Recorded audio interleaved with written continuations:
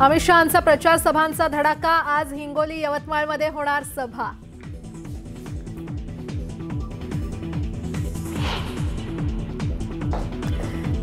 सत्तांतराच्या बैठकीला गौतम अदानी नव्हते। न्यूज 18 लोकमतच्या मुलाखतीत फडणवीसांचा गौप्यस्फोट। अजित पवारांचा दावा फडणवीसांनी खोडला।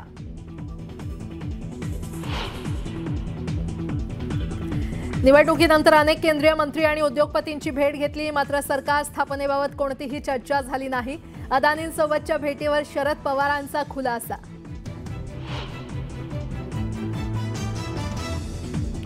आमच्या पक्षातले गौप्यस्फोट फडणवीस कसे काय करू शकतात? फडणवीसांनी उगाच नाक खुपसू नये, संजय राऊतांची टीका।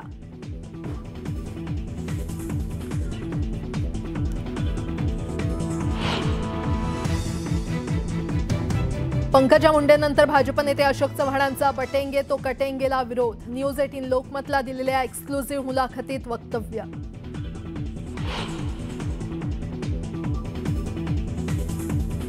मनसेचा जाहीरनामा आज होणार प्रसिद्ध। मनसेच्या जाहीरनाम्यातील घोषणांकडे लक्ष।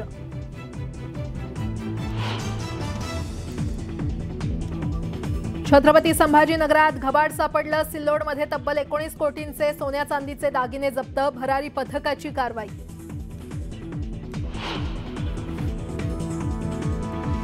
राजधानी दिल्लीत प्रदूषणानं गाठली सर्वोच्च पातळी। सरकारकडून 5वी पर्यंतच्या शाळा बंद ठेवण्याचे आदेश। श्वसनाचा त्रास होऊ नये म्हणून खबरदारी।